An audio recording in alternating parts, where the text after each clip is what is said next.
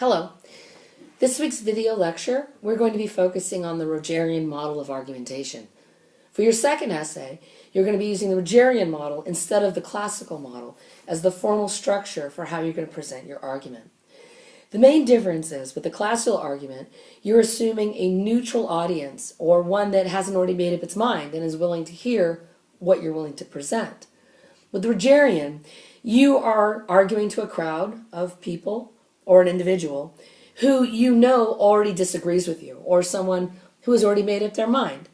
I'm sure in your real life you can recognize this, especially with the stratification in political debates that has happened in our country over the last several years, that some people are very rigid. They know what they know, and they're not really willing to listen to the other side.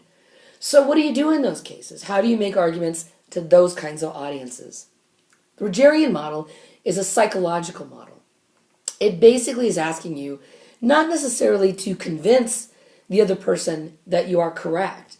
What you're really trying to do is you're trying to get them to come to the table and talk about it.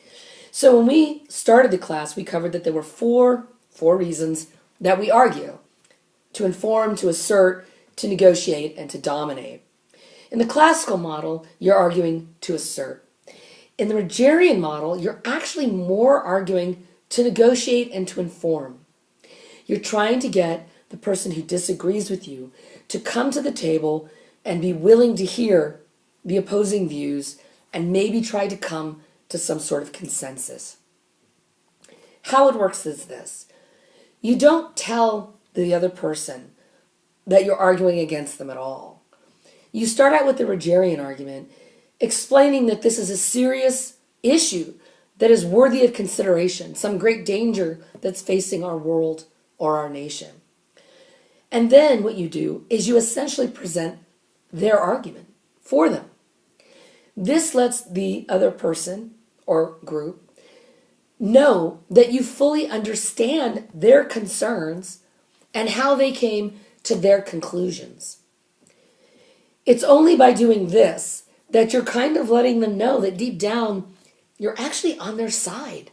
You're not telling them that they're wrong. What you are doing, though, is you get to the statement of context section, which says, while all of this evidence is accurate and does express real, genuine concerns, there are other issues that must also be taken into consideration. In light of some new evidence, we should look at the following. And then what you do is you present what your thesis statement is at that point, and then you ask them to consider this new evidence. People and groups are more likely to listen to your new evidence if they know that you fully appreciate their point of view first. Otherwise, they just have a tendency to block you out, which is not what you want. So, for example, if I'm arguing with someone who is interested in gun rights, and I argue that, yes, this is what the Constitution says, and yes, this could be a slippery slope to taking away or registering all gun owners, or yes, putting mental health tests into place about who gets to own a gun can lead to tyrannical government oversight and the arbitrariness of psychology, which often changes its mind. After all, just 15 years ago, psychologists said that being a homosexual was a mental illness, and well, now we all agree that it's not. So how are you going to base somebody else's access to their constitutional right to own a gun based on a field that is so fluid? Once I say that I appreciate and understand all those things, then I can go to that person who's in support of full gun rights and say, well, even admitting that that is true, we as a country need to come to grips with these mass shootings that are taking place across our nation, these tragedies that are taking away the lives of our children and young people who are totally innocent. Can't we all agree that perhaps we can come to some reasonable safeguards that would preserve gun rights and still protect the people? People who support the NRA and gun rights will be more willing to listen to that argument once they know that we appreciate their argument and that we're not telling them that they are wrong. And that's the important thing. You need your audience that you're arguing to not to feel that they are wrong. To do this, you need to state the real opposing views. You can't make weak opposing views. You have to reach out and make that connection. And that's the crux of the Rogerian model and why it works.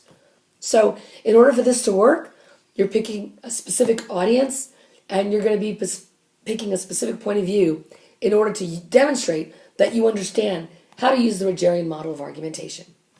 Now here's the good news.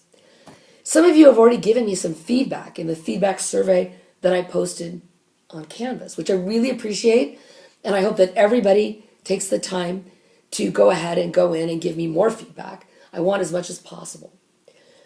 Several people have already said, is there any way that you can give us a sample essay so we have a better idea about how to approach this assignment? Well, the good news is in that the reading for this week, the reading that you need to do to lead up to this week's assignment, you have to read the chapter, and the chapter contains models of essays that follow the Rogerian model. So you're going to be able to see sample essays. So I hope you find that helpful.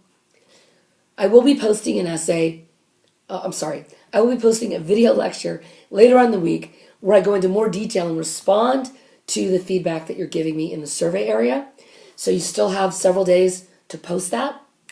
And if you haven't done so otherwise, I still have office hours every Thursday from 1 to 4 at the Olympia campus, Building 21, Room 292B, and I would welcome anyone to show up and talk to me. If you can't meet that time, remember you can always request an online chat session. More than happy to do that. Or please post your questions to the discussion area.